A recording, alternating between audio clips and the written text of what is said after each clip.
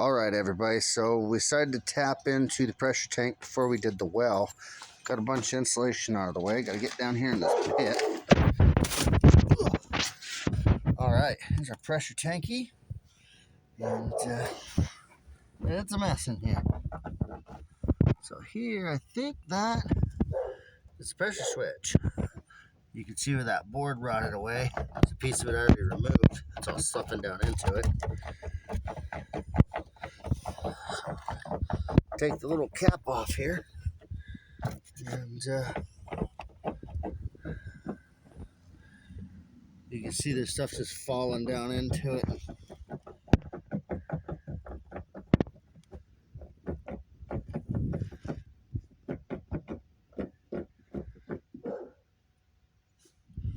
I don't know.